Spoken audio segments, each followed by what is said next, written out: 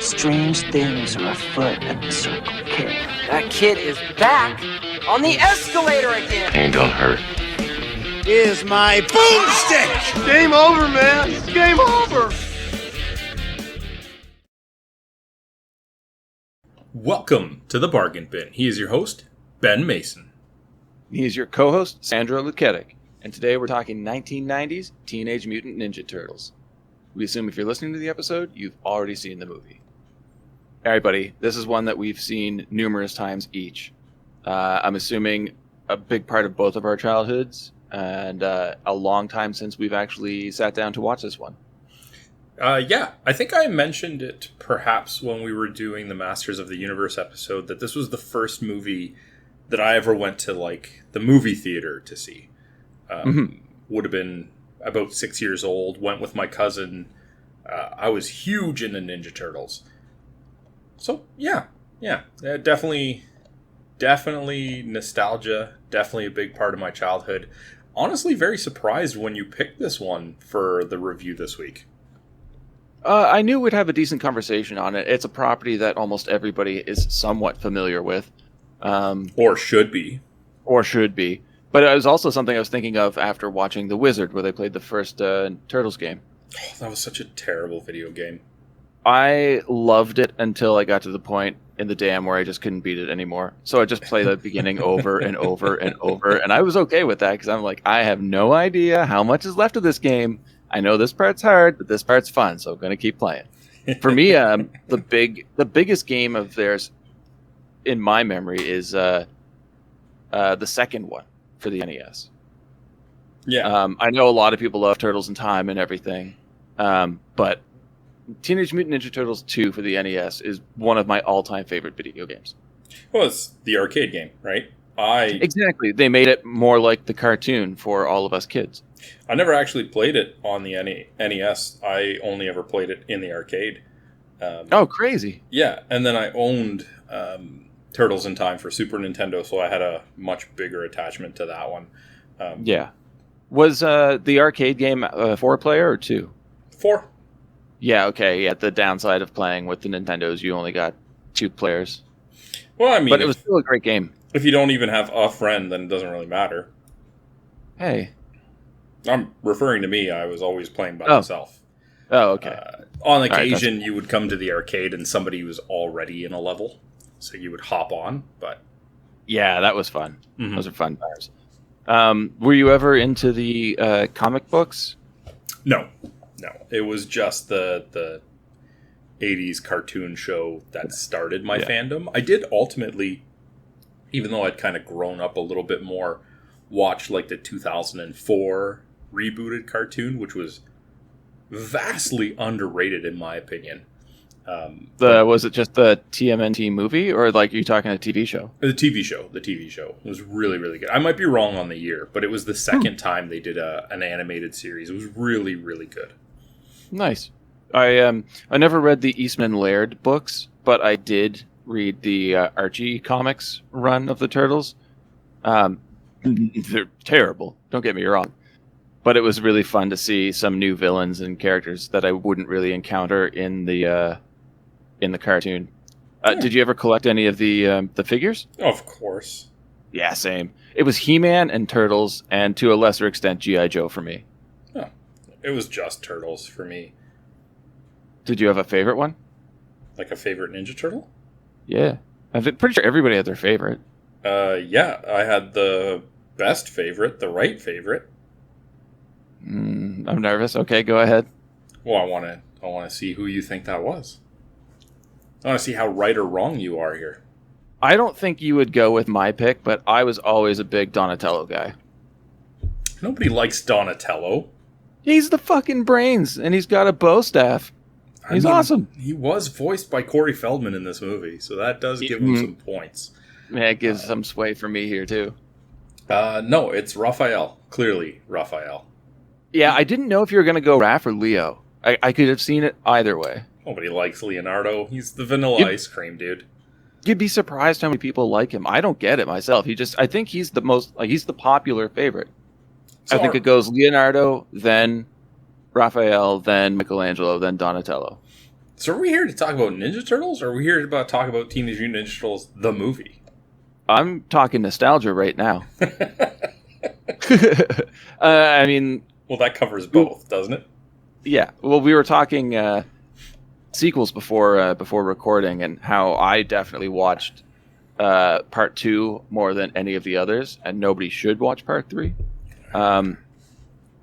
You think this is Part 2 is the one you also saw the most? Yeah, easily. I think it was because it was the closest to having Bebop and Rocksteady until we recently actually got those two characters. I was so disappointed as a child, though, but the movie was so good. There's no reason it couldn't have been Bebop and Rocksteady. There had to be some creative decision for some reason. Yeah, new toys to sell, probably. Oh, good point. Yeah. Anyway, sorry. Let's dive into this. Sure thing, boss. All right. We open on a bustling New York City. A news broadcast informs us of an ongoing crime spree of various degrees has left the NYPD baffled as there are no witnesses to any of the crimes. I'm calling bullshit on that right away. No witnesses? We even see it later. But we get a scene, a pickpocketing scene of a wallet being passed person to person, but the last hand we see to take the wallet is in full ninja gear. And going back to what you were just saying, I find it very hard to believe nobody would see that. So I guess we're just left to people shrugging it off as, nah, it's New York. Yeah, I guess so. I mean, but at one point, there's... No, I'll talk about it when we get to it, but I guess there is a purse snatch? Yeah, that's the scene I was talking about later on. Okay, yeah, so same, yeah. Go ahead. Well, next we get a delivery driver who's doing his rounds, and his entire truckload is stolen in a matter of seconds. I like that. I liked it too. Completely impossible, but obviously you use the simple tactic of panning the camera off of the back. They show the truck just kind of slightly moving as if people are climbing in and out of it, and then they pan back over and it's empty. Obviously. But the thing is, we hear it. We hear them taking things. He's standing right next to it. Well, he's in the middle of a conversation, I guess. How would you describe the lair that we see where the thieves are hiding their shit? It's like a warehouse with scaffolding and ripped tarps. I don't know. The set from Prayers of the Roller Boys was still just kicking around, so... You're not wrong. It's pretty close. The reporter from before, April O'Neil, leaves the TV station late at night and stumbles upon a theft in progress. Sam Rockwell pulls a knife on her and tells the other thieves to get her purse. Lights are smashed by a sigh, a fight occurs in the darkness, and the police arrive to find the robbers tied up. April finds the sigh and hides it before the police help her away. Masked eyes watch from under a manhole cover, and the figure utters the word, "damn," before disappearing into the sewer. I remember seeing this in theaters and thinking, oh my god, the turtles are swearing in this movie? It's going to be amazing. What did you think when you saw it now? Visually, it holds up quite well. I found it to be a tactic that's used more than once in this, and I think to limit the use of like the costumes, the animatronics, because it's not the only fight where they get rid of visibility and just do it through sound, so you don't actually have to see the turtles fighting. Oh yeah, well, the labor behind moving those costumes, those suits would be insane. Yeah, so I know one guy was drinking a gallon of water a day just to stay hydrated because he was sweating so much. Yeah, but I never understood the use of the sai for Raph. I mean, they look cool, but I always thought they were more of like a defensive and disarming weapon. Yeah, he disarmed the light from the lamppost. No, it just seems like the other three have offensive weapons. And Raph, who's, I would say, probably one of the more bullheaded, aggressive of the four, does not. I mean, it still has... It's interesting. It still has pointy ends. Like, but they're rounded. On the sides, the center one is still just a dagger. No way, man. It's not. You can see it when April pulls one out of her bag later. Which, The whole I'm not, and I've seen real ones, and they're all points rounded. So I always found it weird, but like he still looks probably the most badass of the four of them. well, because he is the most badass. Mm-hmm. Well, 5 minutes, 37 seconds into the movie, we get our first look at live-action Ninja Turtles as they head back to their home. I remember that blowing my mind, too. The costumes were, and I just said still are, absolutely amazing. They hold up very well. Better than any of the other movies. Yeah, I think this was, the last movie that Jim Henson was alive for to do. I believe it was his son Brian, who was helming the company at the time, that did it. I could be mistaken, but I know Brian Henson's name does come up. Okay. I thought I read something like in the trivia that this was the last one that Jim Henson was alive for, and then obviously in the later ones, he even for just say consulting purposes was not available to help. Yeah. All right. Like there's a definite shift in quality from part 1 and 2. And let's not even talk about 3. They regale in the first battle and tell their master, Splinter, about the night. The ever-wise rat gives them much-needed life advice and then tries to get them all to meditate. They instead dance around to the song Tequila, changing the word to ninjutsu. And I'm completely baffled as to how Splinter ever got them to focus on anything. They are 100% ADD turtles. Yes, and I'm already starting to find issues with their portrayed personalities. Yeah. Like, this scene especially, Leonardo is just so jubilant, and he's actually participating in kind of like the celebration of the victory. That doesn't seem like him at all. Well, he was the stoic one. Yes. He would be the one that would be like, guys, let's not get ahead of ourselves type thing. Yeah. Yeah, you're right. There are some definite issues with the portrayals of the characters. I was just always happy to see them on screen. Raphael dons a trench coat and goes to find his missing weapon. Donatello joins Michael. No, he doesn't. Oh, he goes outside, to blow off steam of sorts. No. What? He says... They ask him where he's going. What does he say? Well, obviously, I just wrote these fucking notes and didn't include it, so I don't remember. He said he's going to watch a movie. Is that all right? Okay. He even says it with attitude. And I thought this was going to stand out for you because he goes to the movies, but they also show what he was watching. He didn't watch it, though. He walks past it.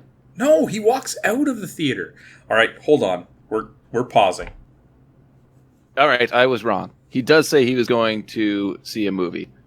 I missed the clip where he was walking out of the theater. I just saw him turn around and comment on where did they come up with this crap.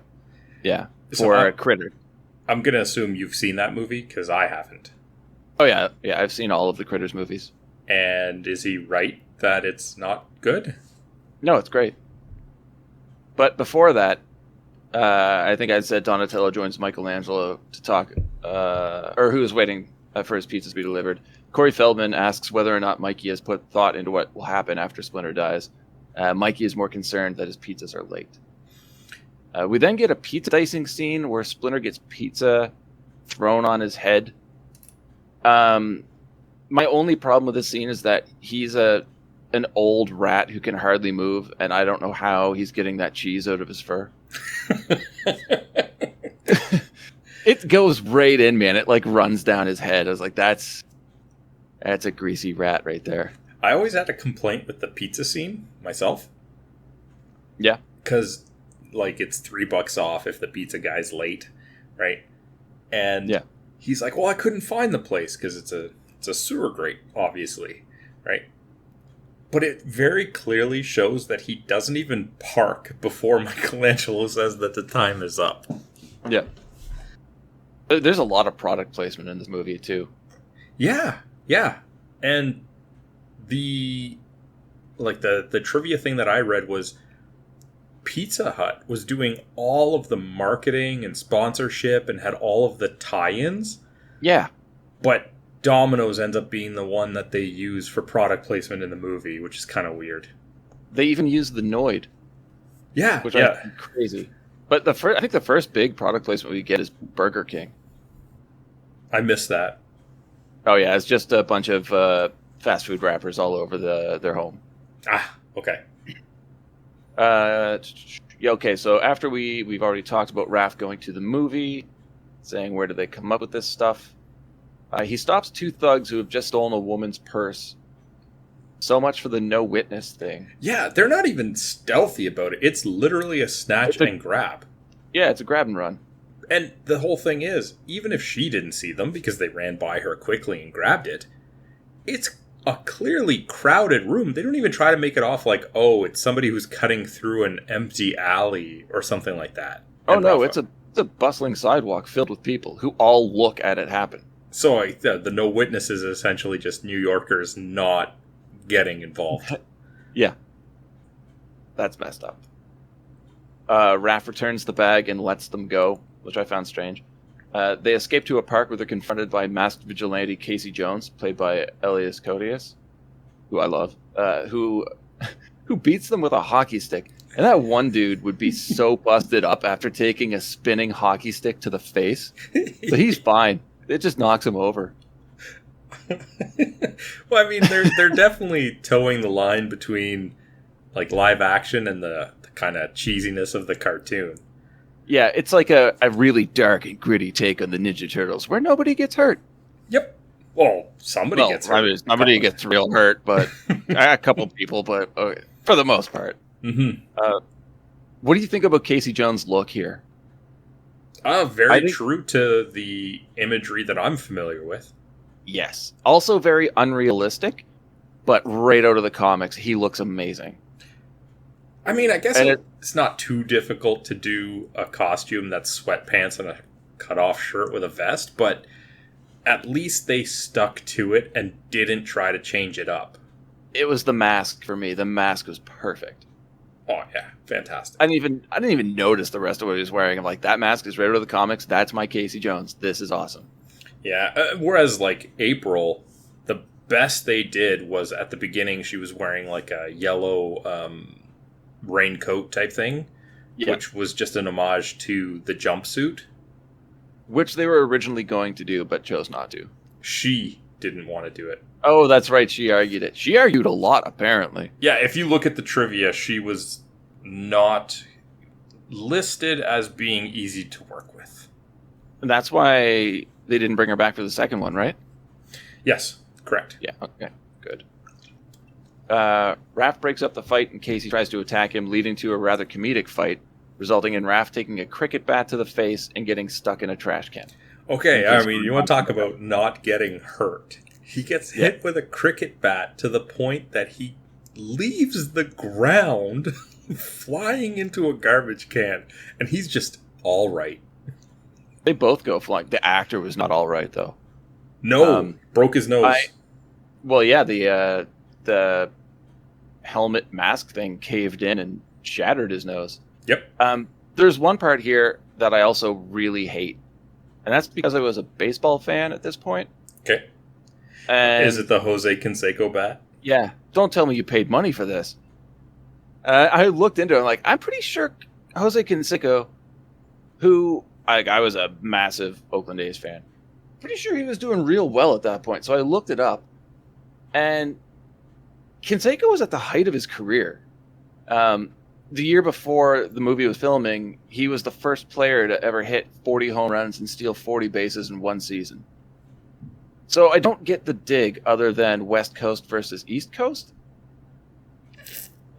Not sure. Maybe at the time of recording, he was playing for a rival team, for example. Well, that's what I was saying, like Oakland versus, say, the Yankees. Yeah, so that could have been the reference. But, I mean, that's going to be obviously a lot more of a time-based one that... Yeah, no, it was just a weird reference, a weird dig to take. But it definitely allowed for the kind of... attitude? Like the kind of one-upsman type like dialogue that the two have with each other. Which is great. Raphael returns home to a scolding from Splinter, followed by more life advice. The next day, we're introduced to Charles, April's boss. He and his son Danny, the pickpocket from earlier in the film, stopped in at April's apartment out of concern for what happened to her the night before. We also get some background on Danny, who has a strained relationship with his father and has been skipping school. The scene ends with Danny stealing money from April's wallet. I will always remember the character of Danny from this movie because, and I don't mean this in a weird way, but he looks so different and out of place that he's forever a staple when I think of 1990s Teenage Mutant Ninja Turtles. I had forgotten about him almost. Really? Yeah. I think it might be also because I don't remember him being a character in the show. I remember Charles, but I found it weird for them to introduce his son. Also, I just didn't care. I was 8. Yeah. you just wanted to get back to the Ninja Turtles. Exactly. Yeah. The Turtles see April on a TV police briefing, but so does our villain, Shredder, and he is not happy about the journalist mentioning a secret sect of ninjas called the Foot Clan. He tells somebody off screen to find her and silence her. First take on seeing Shredder live action. Okay. Yeah. I mean, you didn't want to alter his appearance from the cartoon or the original comic books. I think he was in the original comic books, right? It's been a long time. Anyway, you didn't want to alter his look so radically that he didn't represent the same character. Well, I liked the metallic parts of his imagery. I don't really like the fabric portions.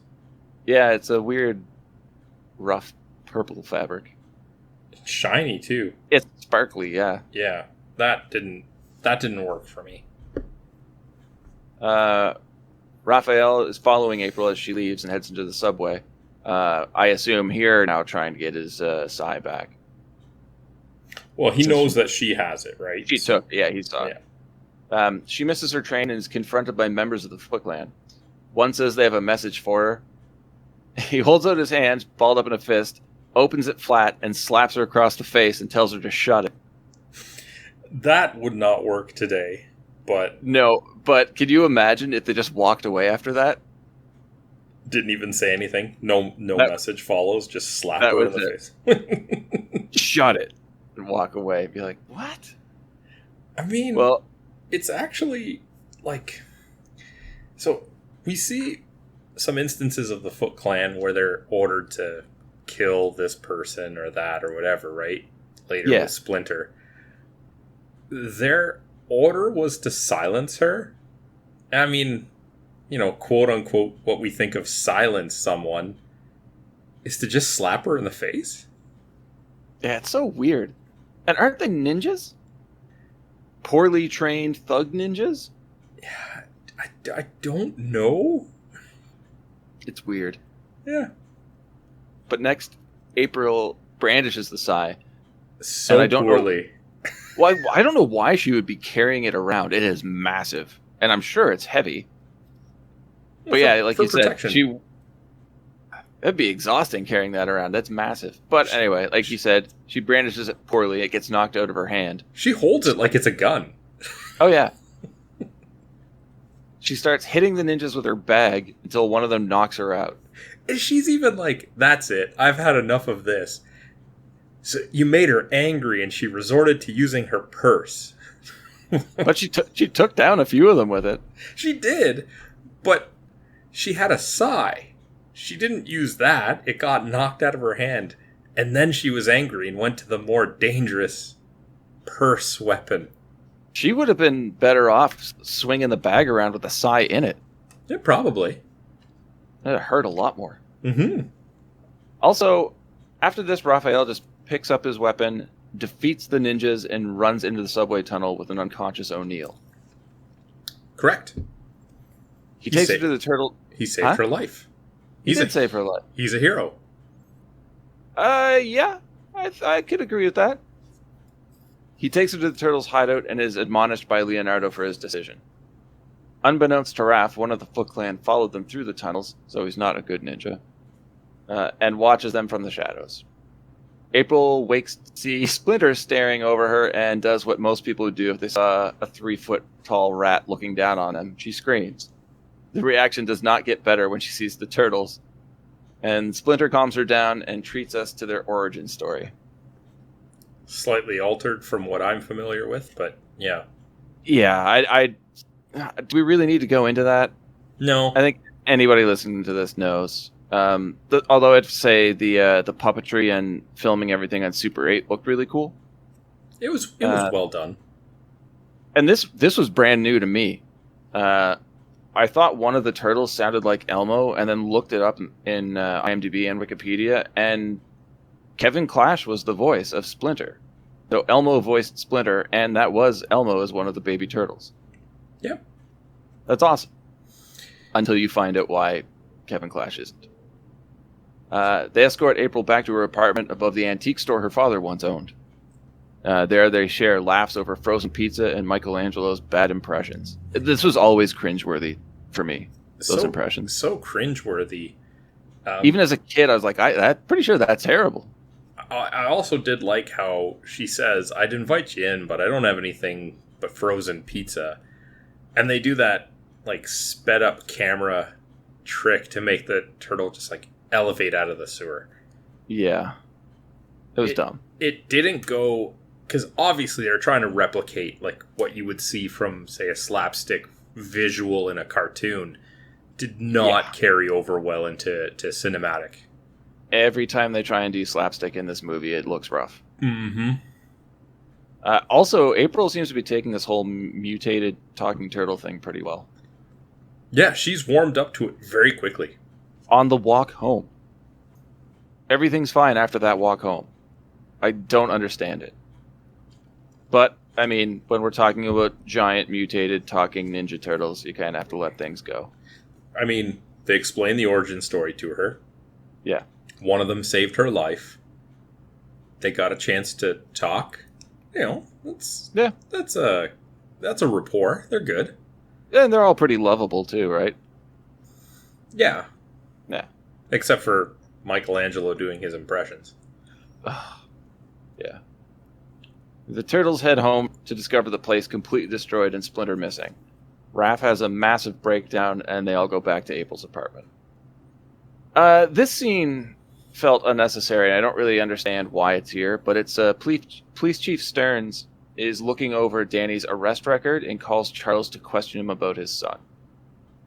I don't know why Stearns is singling Danny out.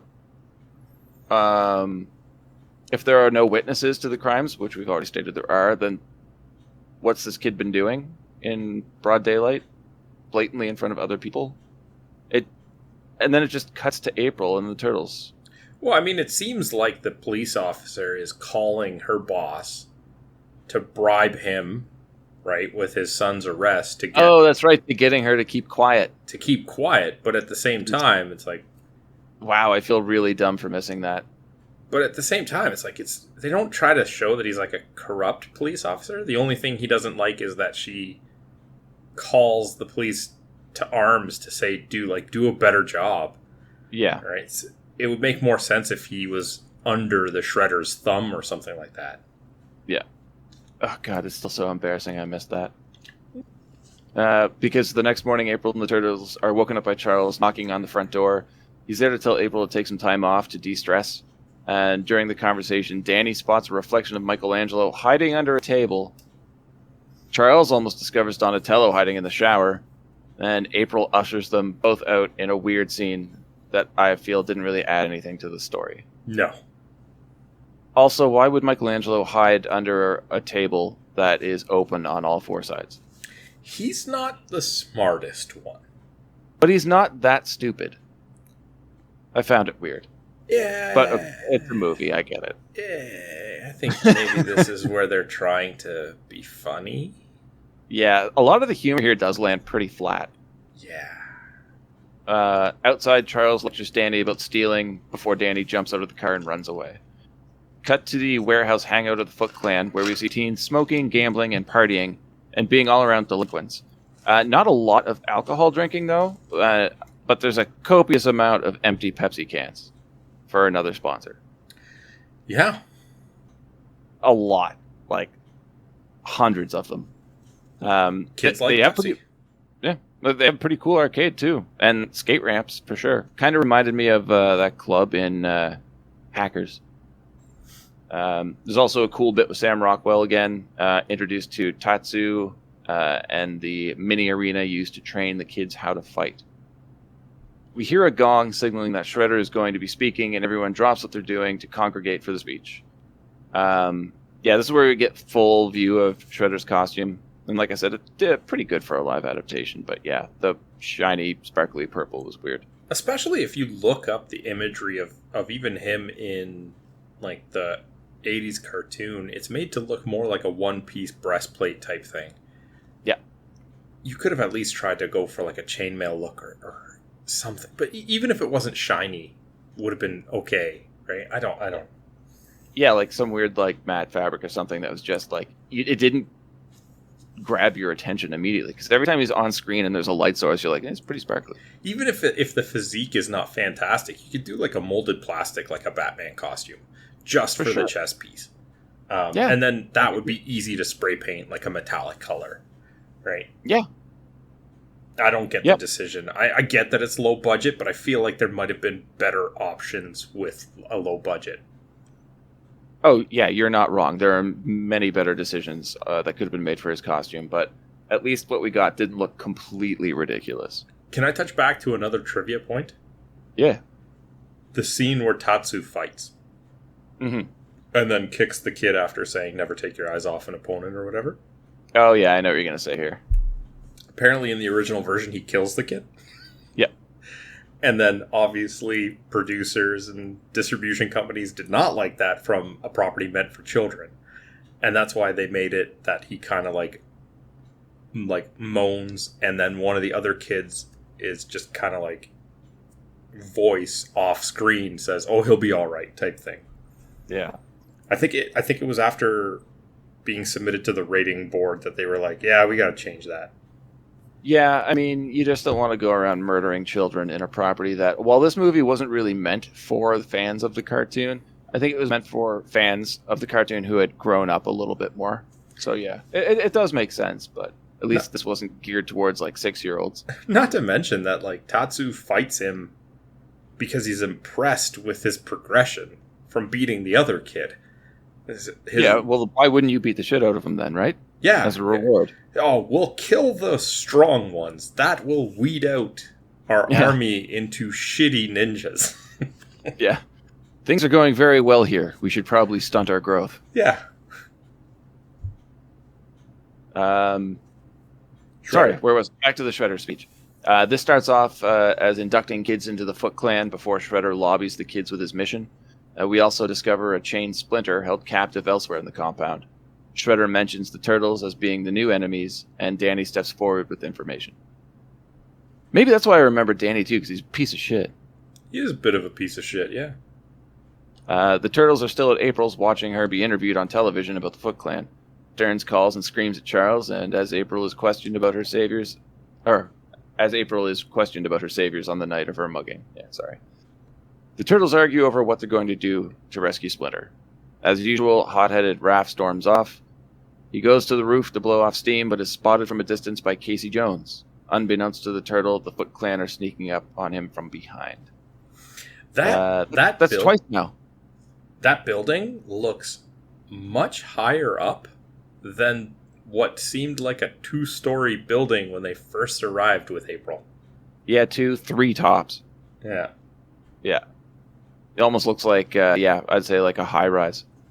Mm-hmm. The ninjas disarm him, and after taking some hits, they overpower the amphibian and completely beat the shit out of him, throwing him through a skylight and sending him crashing to the floor of April's apartment. The Foot Clan follows, and we have 3 turtles against the army of ninjas. Really cool fight for the most part. A very serious fight. But again, like you said before, like they bring in weird slapstick comedy and even play some circus music, which eventually turns darker, but it really threw off the intensity of what was happening in the scene. Well, you have like Michelangelo backing up one of the Foot Clan into a spot where April can hit him from above with a stick.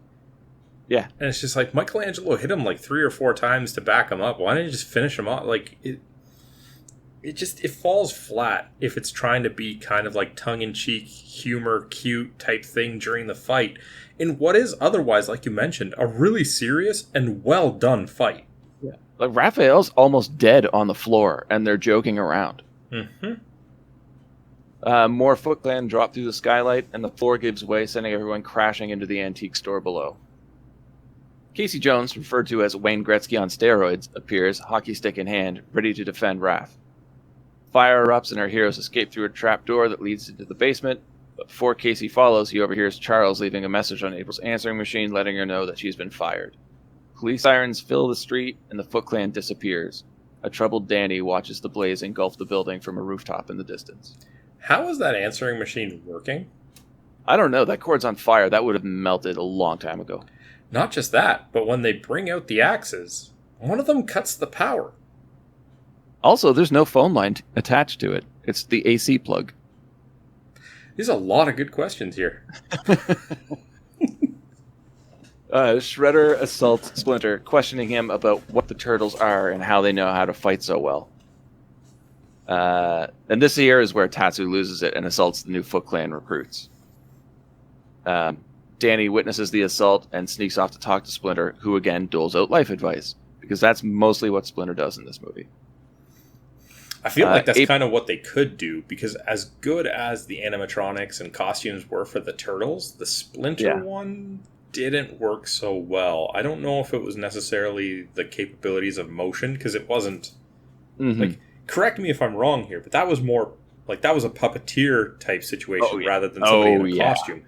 And I feel like that's all they could really do with it. I do have to say that they did a great job of getting the cheese out of his fur.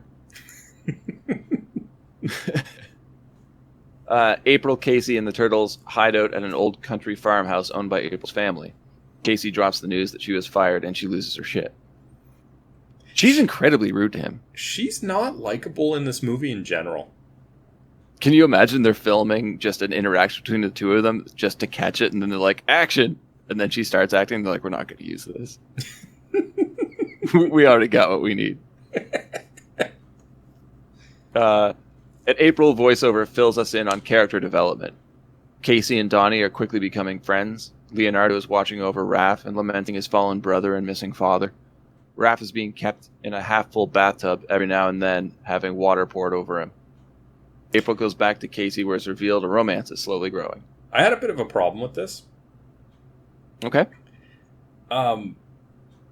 They couldn't give something to Michelangelo here? Yeah, he's not really around that much. But she goes over, like, Donatello's creating a relationship with Casey Jones, Leonardo's sitting over Raphael, Michelangelo, who cares, whatever, he's somewhere, I don't know. Yeah. Who cares about the dumb one? Yeah. He did these impressions for me the other day. I laughed. I was nice about it, but I don't want to... We're all in agreement here. He sucks, right? Yeah, I don't want to see that again. Yeah. The other three are like, we only hang out with him because there's only 4 of us in the world. And not that it shouldn't be the case, but I always felt like this description of the relationship that Donatello and Casey Jones were developing was always the relationship between Raphael and Casey Jones. It's kind of like how the original X-Men movie gave, like, the Wolverine and Rogue relationship, the one that we saw with Wolverine and Jubilee in the animated series, and Wolverine and Kitty Pryde in the original comic books. It just felt like they were kind of mixing it up for plot convenience. I agree. I did like it, though. I loved how they were insulting each other, making up terms to go along with each letter of the alphabet. Yep. Yeah, no, it was well done. I just felt that, like... It did feel a little off. Because that's not Donatello either, right? Oh, God, no. He'd be off, like... Oh, at least they have him working on something mechanical, like the truck. Yep. Yeah. Raphael eventually wakes up, and the brothers reunite. Another voiceover lets us know that no matter how hard they focus or train, they still can't overcome their greatest fear, the loss of Splinter. Shredder and Tatsu converse about Danny being missing, and how Shredder finds the Turtles' fighting style disturbing. It reminds us of something from the past. More romance development between Casey and April here. Casey takes a break from preparing vegetables with a katana to forcefully give April a massage. And Michelangelo also suffers from stiff muscles, but he can solve it with some turtle wax. Oh. That's all I have to say about that. It was a strangely aggressive start to a scene, topped off with a really shitty joke. Yeah. Leo has a vision of Splinter and interrupts his brother's game of Trivial Pursuit to have a weird meditation session that night in an attempt to contact their father. It is a success, and Splinter tells them they have finally learned to work together and they must continue this if they want to succeed. Before the apparition vanishes, it lets them know that he loves them all. The now regrouped brothers tell Casey and April it's time to go back to the city. They begin tidying up their home, and after the destruction by the Foot Clan, they hear a noise in a closet. It turns out Danny's been hiding there and wants to stay the night. Casey freaks out about them having to stay in a sewer, and Donnie calls him a claustrophobic. Casey freaks out and states he's never even looked at another man before, and decides to go sleep in the truck. Which seems like a counterproductive alternative if you're claustrophobic to sleep in a smaller space. At least there are windows, though. That's true. Plus these are jokes that fit in the 90s and nowhere after. I think I figured out where Michelangelo was when April was doing those drawings. Where? He was picking some funky mushrooms to put on their pizza, because that's how they had this psychedelic dream of Splinter. Perfect. Make it canon. May as well give him some story, man. They just abandoned him. Yeah, I mean, it was an innocent mistake. He saw some mushrooms. The next scene here, as a child, I'm like, oh, that's a horrible idea. When Danny is in awe over the drawings April has done of the turtles and asks to keep one of Leo, I'm like, that's coming up. 8 years old, I'm like, plot device. Come on. It's pretty obvious, yeah. That night, his dreams are plagued by a war of words between Shredder and Splinter telling him what he needs to do. He wakes up and leaves the den, going back to the Foot Clan, unknowingly being followed by Casey. They couldn't just put a little Shredder and Splinter on his two shoulders? Like, that I would expect to see in, like, the third movie. That... I just mean that, like, they 8-year-old you saw it coming, and I think even younger would have figured it out. Like, it was just so heavy-handed. Oh, yeah, definitely. But it is what it is. At least they don't dwell on Danny a whole lot in the movie. Good. Yeah, but he does return to see Splinter, who gives him more origin story about how as a rat he mimicked his master Hamato Yoshi's martial arts moves. Eventually his master was murdered by a rival, Oroku Saki, because they loved the same woman. Saki had also killed the woman in the struggle. Splinter's cage was open and he attacked the intruder, scratching his face. He says nobody knows what happened to that man, but Danny is wearing his symbol on his headband. Now, again, as a kid, I turned to Dad. I'm like, you know this, right, Dad? And he's like, yeah, I've seen a cartoon. I understand. They don't need to be mysterious about this. It's a little disappointing. It really is. But it's okay, man. It's live-action Ninja Turtles. We've never seen it before. Everything's fine. All right, yeah, let's keep going. Shredder corners Danny, demanding to know what he's doing and where he's been. He also notices that Danny has thrown his headband on the ground. He pulls paper out of Danny's pocket, unfolding it to reveal April's drawing of Leo. Shredder tells Tatsu that he's going to deal with the turtles himself, and that Tatsu must kill the rat.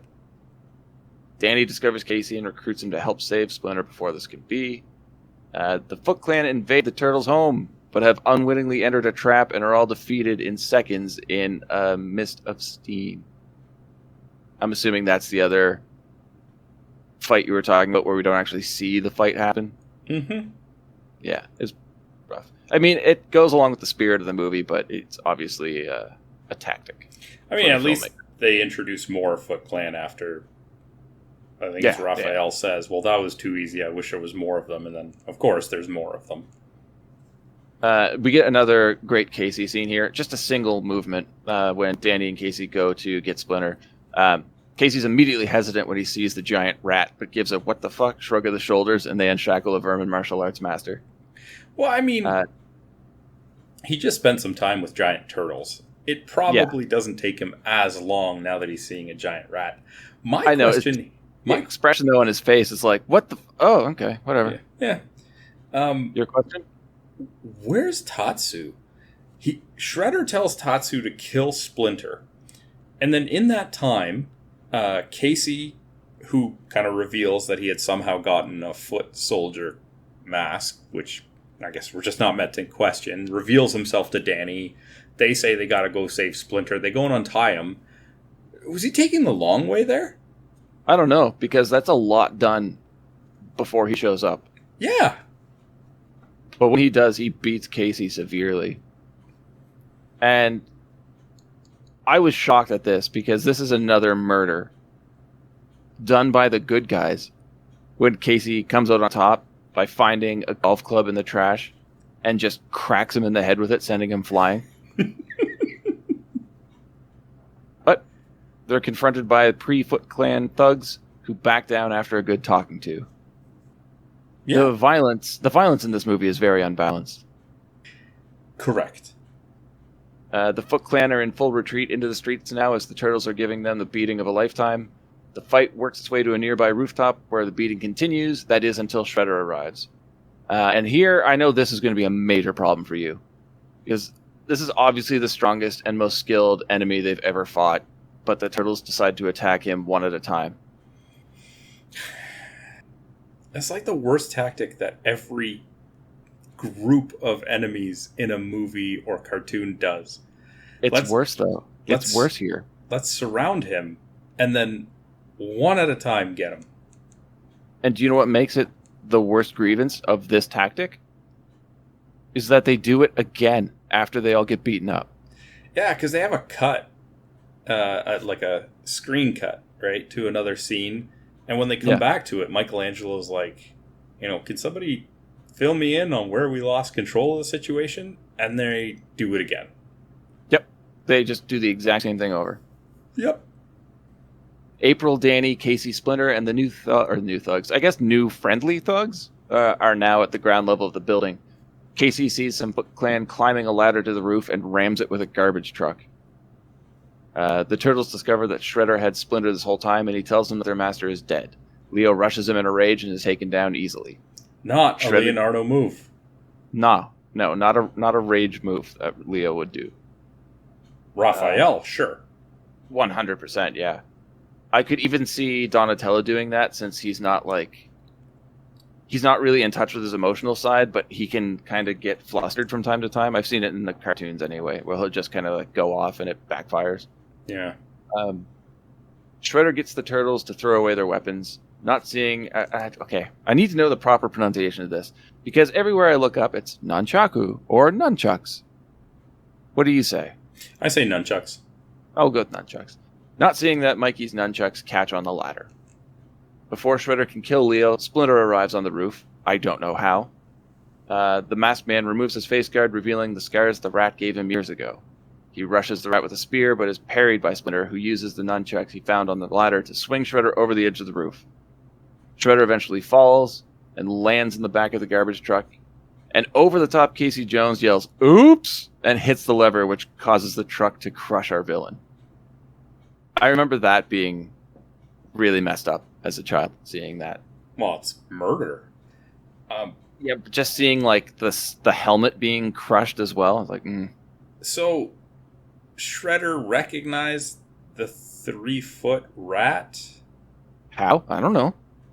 That gave him the scar because it looks like the same regular size rat that cut him? Yeah, that tiny caged rat that scratched my face. There's some tie between him and this 3-foot talking ninjutsu martial arts master rat. I know it. Cool. Yeah, right? The police arrive. Danny gives April back the money he stole and runs to find his father. The two have a bonding moment. Charles tries to convince April to cover the story, even giving her a massive raise and a corner office. Stearns demands answers from the thugs, and Sam Rockwell just gives him the address of the warehouse. More flirting between Casey and April, and the two eventually kiss while the Turtles cheer them from the roof above. The brothers try to come up with the best word to describe their victory, and Splinter chimes in that he always liked cowabunga. Cue the Turtle Power song and roll credits. Not the best ending. You forgot that Splinter somehow thinks that by saying, I always liked Cowabunga, he made a funny. Yep. Where's the joke in that? I don't know. You But guys they pay are off in the next one. You guys are at a word. You guys are at a loss for words on this one. How about this word? Ha ha ha ha ha. Yeah. Yeah, man. That was Ninja Turtles. It sure was. I know we went through that plot really fast, but it's so easy to do. There's a lot of fighting scenes. There's no point in breaking them all down. Critiquing them, yes, but doing a play-by-play is pointless. What was your overall feeling watching this again? So I said to Liz a couple of days ago when we were talking about what movie we're reviewing next, and I believe I said to her, I wish Ben didn't pick this and I could have left it in my nostalgia. I'm sorry, man. I didn't think that would happen. It Same for me too, though. It was a tough watch. It was something that I really, really regret watching with a critical eye.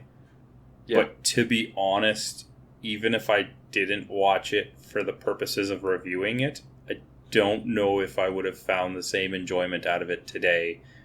Simply because when I was a kid and I was so incredibly caught up in my fandom of the Ninja Turtles, I could forgive almost anything. But in this movie, first of all, I don't know why, based on the timing, the licensing, any reason that they didn't use the cartoon theme song anywhere in the movie. Yeah. They made April O'Neil so unlikable. The Ninja Turtles, like, I can forgive little mistakes. Like, there's a few times where Donatello's mouth moves, but it's the voice actor for Leonardo, for example. Little things like that I can forgive. But completely messing up their personalities feels like an unforgivable sin by the movie makers, because that is essentially like why we have favorites. Yeah. Right? Like I can't assume for you, but I would have to imagine that you're liking Donatello the most is not because he alphabetically comes up with insults with Casey Jones, because that's not something you would have seen in any other material. No. I like Donatello because I like the weapon he used, but he was also like the MacGyver of the group. And you didn't really get that in this. He didn't do anything like that. Like, they worked on fixing a truck, but he didn't do anything else mechanical or technical or even just intelligent. Nope. I mean, Raphael was a bit of a hothead. Fine. Which is, yeah.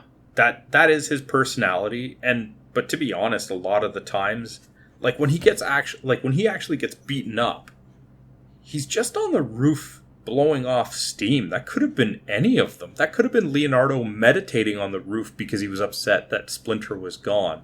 So I don't think it played into his like lone wolf or bad attitude that much. And I don't like how they allowed him to be followed and like tracked twice. And there's no way all of those ninjas, all the Foot Clan, would have been able to sneak up on him based off of the character that we grew up with and the information that we have about him. Yeah. I think the only character that was true to form probably was Michelangelo. Yes, and even that, based on the restrictions of this, was so toned down that it didn't feel like him. It felt like no-name brand Michelangelo. Yeah. It's almost like the people that made the movie, and technically I really enjoy this film, but the people that made this movie were making it for an audience that loved the property, but the filmmakers didn't really know the show. So how did they expect to deliver like a fucking home run with what they presented us? I don't know, man. I don't think it's a bad movie. I still think it's probably the best Ninja Turtles movie we've gotten. But, yeah, it's, I'm sorry, man. I don't think I can say it's the best Ninja Turtles we've gotten. I'm having difficulty placing it in the top 3 right now. I haven't liked any of the others that I've seen outside of 2, and I know 2's bad. That one's a pure nostalgia trip. Two is bad, but I firmly believe, and I'd have to be proven wrong, and very likely could be proven wrong by rewatching it, but I feel like it would have aged better. I feel like if I watched that one today, it probably wouldn't be as disheartening as this one was. And I think that's because part 2 is out and out a comedy with action scenes. Oh, and that's just it. I think in this one, they didn't fully commit to the dark side of like the Ninja Turtles comic books, and they didn't fully commit to the over-the-top cartoonish aspect of the 80s cartoon. You're kind of trying to find this balance in between the two, and it just doesn't work. One way or the other, right? Yeah, I agree with you. Yeah, pick one or the other. There might be a way that they could do both with the property, but they definitely didn't do it properly here. Yeah, and that's why I think that 2, even though it's, to my recollection, not a great movie, but one that I enjoyed, I think it would have aged better simply because they did just lean in all the way on the one aspect. Yeah. Yeah. It was a smarter move for sure. I'm assuming you probably enjoyed the first CG TMNT movie? Yeah, the TMNT movie was fantastic and completely underrated. And then I hated the Michael Bay Ninja Turtles movie. Yeah. I loved the Michael Bay sequel, Ninja Turtles movie. I couldn't finish it. I think that the reason that I loved the second one was much like the second, like the Secret of the Ooze. They they abandoned what they were doing in the first one and just went over the top ridiculous. Like there's a scene where Bebop and Rocksteady drive a tank out of a river, right? Oh, yeah. Like they just completely leaned into the ridiculous over the topness of the like early cartoon. And once I got past the atrocious look of the Ninja Turtles in the newer movies, I actually really enjoyed the second one. Okay. But yeah, I'll give it another shot. No, give it a shot where you actually finish it. Yeah. Let's go to numbers, man. Yeah, well, this was a low-budget movie, independent feature. Actually, it was the highest-grossing independent movie up until Blair Witch came out. It was made for only $13 million, and worldwide grossed $202 million. So, I mean, the fan base was there. They knew it was going to make money. It's not a surprise, right? Like, when I was a kid, I had to go see it. It didn't matter. And if I recall correctly, it was my aunt that came to see it with me and my cousin. So right there, that's 3 tickets, right? And it didn't matter what the result of that movie was. They were getting those 3 tickets. Yeah. Same for me and my dad. Like, that was a guaranteed movie. I'm pretty sure as soon as he found out it was coming out, he's like, God damn it. All right. Just real quick, looking at the IMDb, I don't know if you looked at the uncredited section. Oh, yeah. Skeet Ulrich and Scott Wolf. Scott Wolf, yeah. As of the thugs. Crazy. Yeah, it's pretty cool. Anyway, all right, go on. As far as ratings go, like if you're on IMDb, you see it's a 6.8 out of 10. I think that might be a little high. Rotten Tomatoes, though, is much more divisive. Tomato meter, the critics gave it a 40%, and the audience gave it 84%. This is not an 84% movie. I have to believe that that's nostalgia carrying that. Oh, yeah, definitely. Because, as I've made it very clear in the past, Ninja Turtles was my main thing. By the time I came to Canada, I had missed like the early 80s cartoons, and Ninja Turtles was the thing that I really got into, and I carried that with me to the point, like I said, I watched the 2000 animated series as a young adult, and I didn't like this movie. Yeah. Let's get into the awards then. Yeah, let's do the awards, I guess. I think it's pretty obvious who the worst performance is going to be for me, and that's Michael Turnett, or Turnett, however you pronounce his last name, who played Danny Pennington. I found that he never really fit into any scene, and he was incredibly awkward in his performance, and that might be why he's only done a handful of acting roles. See, you and I saw that very differently because I felt that was intentional. It felt like Danny was supposed to be an awkward teen who couldn't find his place. I didn't get that feeling at all. That's why I said you and I saw that very differently, right? Yeah. It might have been that wasn't the intention and that he did a bad job of it, but when I saw it, I thought that was maybe more the idea, because if you think about the movie, who had the most character development? Character growth. Well, him going from a troubled teen to trying to be nice with his father.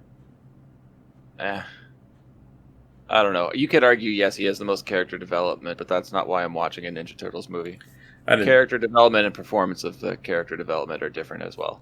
No, I get that, but it didn't come off that way to me. Not to say that that's a bad choice, but I was a little bit more forgiving of it because I felt like it fit the character a little bit more, because it seemed like he was always supposed to stand out. Maybe. Yeah. Who'd you pick? So I was so close to picking Josh Pais as Raphael.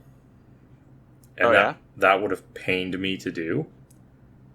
But I ultimately had to go with Judith Hoag as April O'Neil. Okay. She sucked.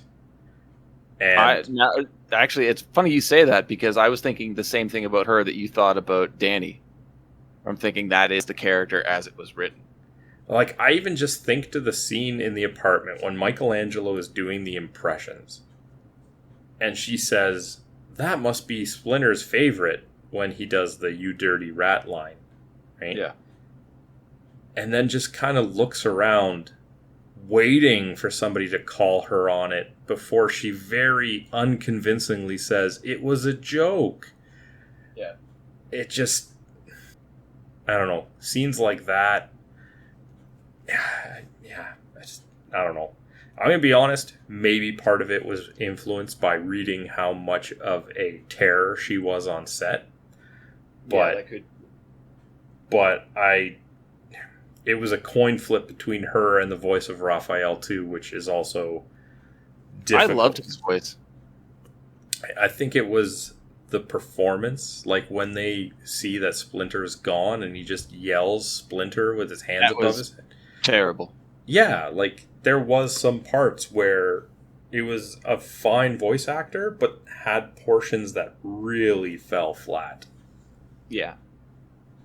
What about best performance? I think you and I are going to ultimately agree on this one, but I went with Elias Koteas as Casey Jones. Oh yeah, totally. After this rewatching, he's not just the best performance, he's my favorite character in this movie. Yep. Yeah, same. There's no two ways about it. He is my favorite performance in this, and he, in my opinion, is the best character in the movie. Yeah, he's entertaining. He's got comedic parts. He contributes to the fantastic fight scenes, which, yeah, some of the choreographed fight scenes are very well done in this movie. The ones that they didn't shy away from, right? Yeah. And he also performed all of it fantastically. Like you were even alluding to the facial expression and the mannerisms when he sees Splinter. Yep. You can see right away that he has this initial thought of, oh, a giant, oh, yeah, okay, right? Like, he conveys it well. Yeah, and just like a quick like twitch of the face and a shrug of the shoulder, and you summed up like 3 lines of dialogue. Yeah, and I mean, a lot of the scenes that he's in, he carries. Yep. The scene with Donatello, the fight scene in the park with Raphael, even when he's getting, like, obviously not when he hits Tatsu with the golf club, but when he's getting beaten up by Tatsu and he's still throwing out, like, I don't know if you would call them one-liners, but, like, the snippets, the quips. Oh, yeah. It's all super entertaining. So, easy choice for best performance. Yep. What about for memorable line or favorite line? Well, that's your start. I started best performance. My favorite line and memorable line are different. I will always remember I made a funny, and it makes me fucking angry. It's a bad line, man. And my most memorable line, or my favorite line, I guess, that was most memorable. My favorite, I didn't realize it until I was thinking about, like, quoting the movie, and it was actually Raphael fighting the Foot Clan on the roof of April's apartment. And I thought that this is where Josh Pais did a great job, because he's like, I mean, come on, how do you guys ever expect to beat me? And like a second wave of ninjas just like creep into the scene. He's like, good answer. Yeah. Backing away. It's like, that's great. It makes me laugh every time in what is like a pretty intense scene. And when they do the more like top view shot of that or higher, the second wave of ninjas is like 3 times as big. Oh yeah. And this is one of the few instances where putting comedy into an intense scene really, really hit home. Really did a great job. I think it's because of the type of comedy. It's not like a slapstick. It's not like an over the top. It is more of a quip that takes place in a scene, right?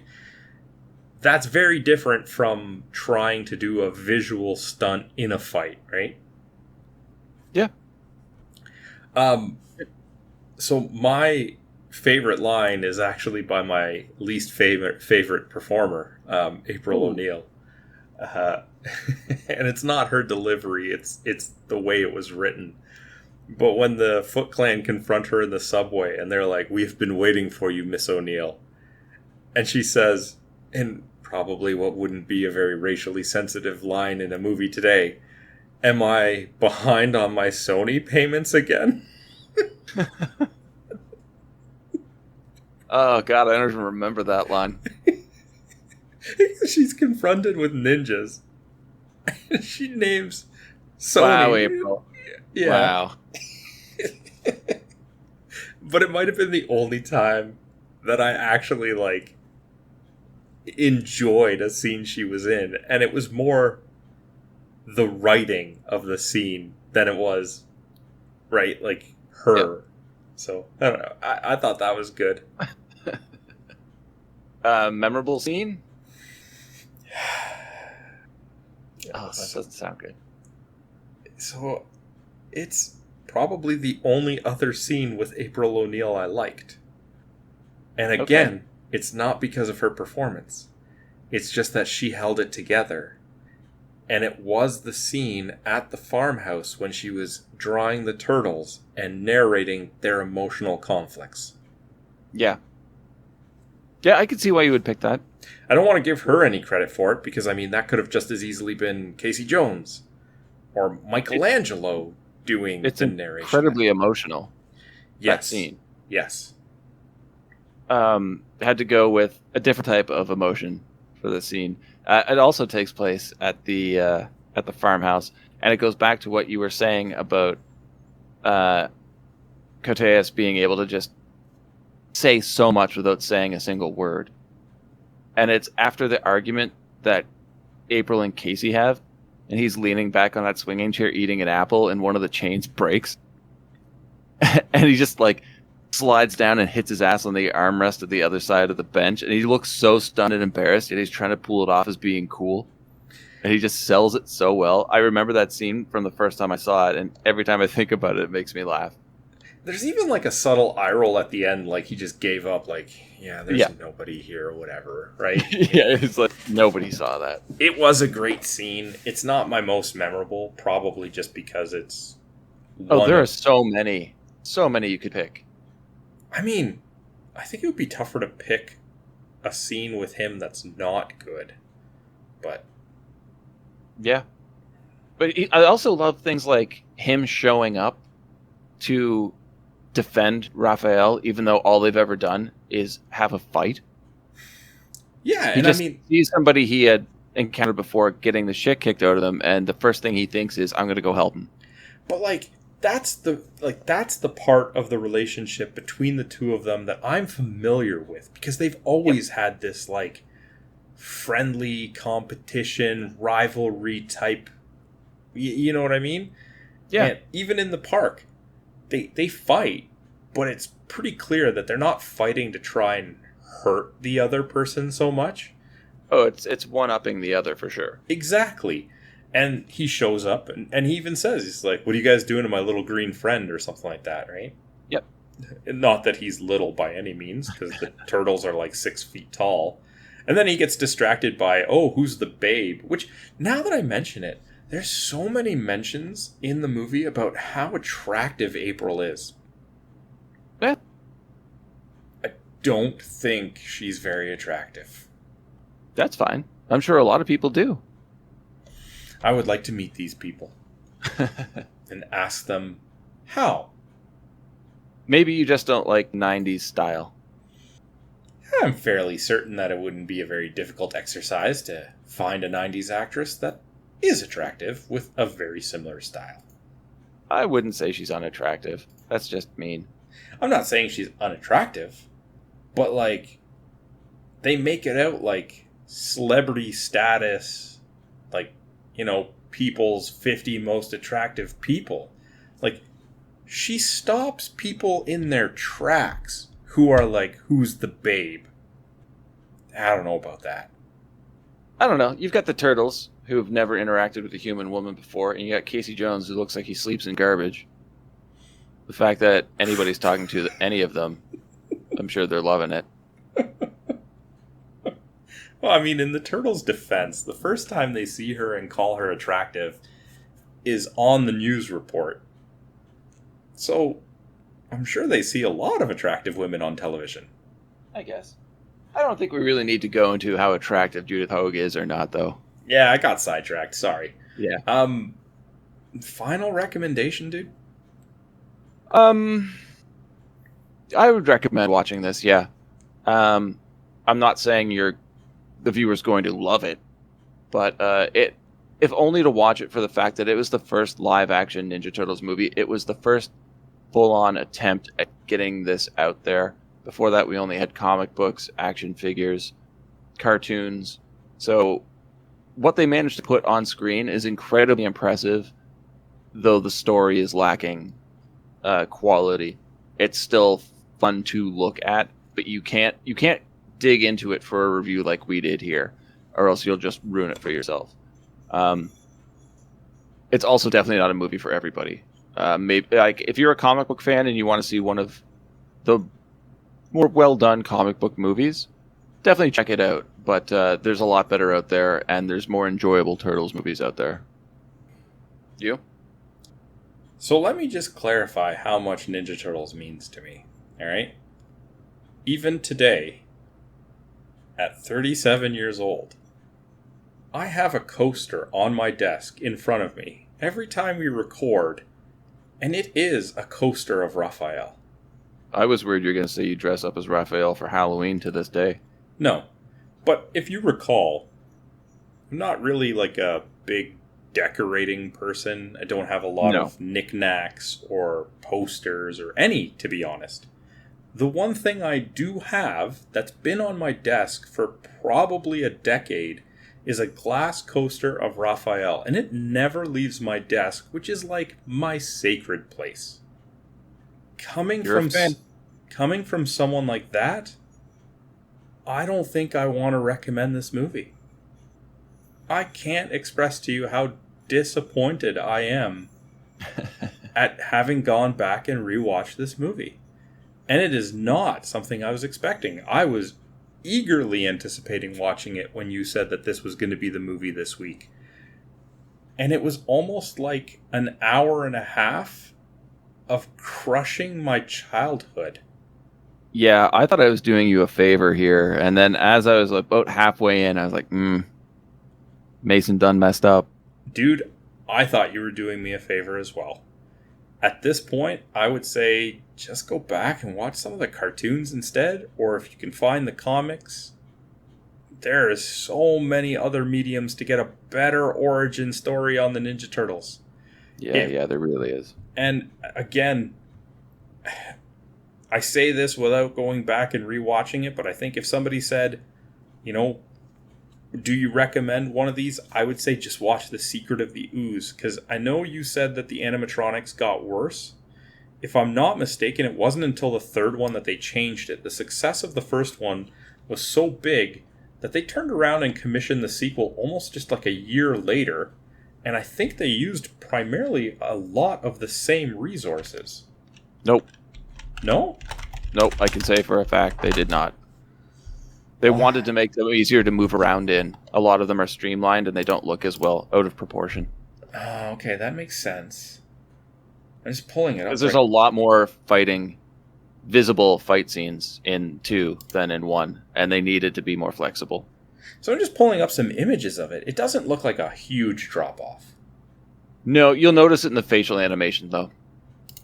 Yeah, okay, I can see that. Steady decline until you get to 3, where they just shit the bed. Oh, 3 is just bad. 3 is absolutely terrible. But I think I would still at this point, I would say chance it on the second one instead. Yeah. If you want to watch a Ninja Turtles movie for pure fun, watch part 2. Mm-hmm. Yeah. And to be honest, I think I would even sooner recommend the animated TMNT movie. I wouldn't go that far, but it does have a large fan base. I mean, before all of my physical movie collections were stolen, I did have the DVD box set of all 3 of these, and I did have the Blu-ray of the TMNT movie, and I'm pretty sure that I watched that animated one 3 or 4 times, to be honest. Yeah. So I think I would recommend that one. All right. Anyways, that's our thoughts on Teenage Mutant Ninja Turtles the movie. If you guys want to share your thoughts, if you want to get mad at us for pulling the veil of nostalgia off of this one, you can hit us up on social media. We are, of course, at BS Bargain Bin on Twitter, on Facebook. You can email us, bsbargainbin@outlook.com. And I'm kind of afraid to ask now. No, I gotta say, if you're gonna come at us too about ruining your nostalgia, watch the movie first, then send your email. Yeah. Well, I mean, they should have watched the movie before listening to this episode, but not everybody does. I'm actually worried to ask this now. Ben. Yes, sir. What are we watching next week? Well, that depends wholly on you, because I'm trying something different here. I've made a list of 6 genres and subgenres of movies. Each has a movie attached to it. I'm not going to tell you what the movie is, but you're going to pick the genre or subgenre. That's a lot of pressure, man. I'm not ready for this. Number 1, vampires. Okay. Number 2, werewolves. Okay. Number 3, post-apocalyptic. Okay. Number 4, general comedy. Number 5, action. And last at number 6, the new guy in town genre. That is you've cast a wide net, sir. I try. We've done a couple of vampire movies. We've done werewolf movies. Have we done post-apocalyptic? I guess. Kind of, but it was like post-apocalyptic vampire movie. Stakeland, right? Yeah. Oh, man. Comedy is like, that could be anything. Mm-hmm. Action could be anything. Mm-hmm. New guy in town. Oof. Let's do post-apocalyptic. Okay. Well, that means that next week we are watching 2014's Turbo Kid. Yes!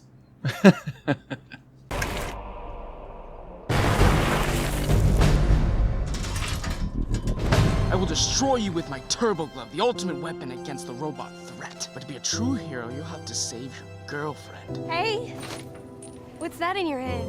It's a comic book. What's it about? It's about a Turbo Rider. It's rad. I always wonder what the other side looked like. It's kind of gray and dusty. Well, I could show you. Around here, we like to do things with a little more joie de vivre. Where is she? Release the girl! This is gonna get ugly. As you may know, the situation is critical. We have reached Maximum casualty level. Who exactly are you supposed to be? Turbo Rider. This is it, soldier. We have to hit these damn machines with everything we've got. Find them, kill them, and me back their heads on pikes. I'm meeting up with an old mate. We're going straight to Zeus. What do you say? Let's roll.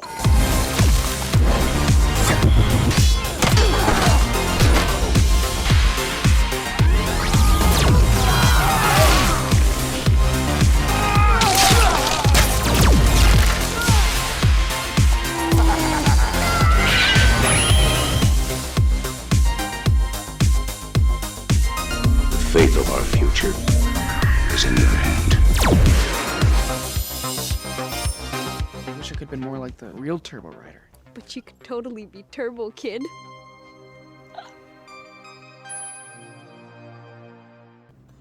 Until next week, guys. Have a good one. All the best, guys.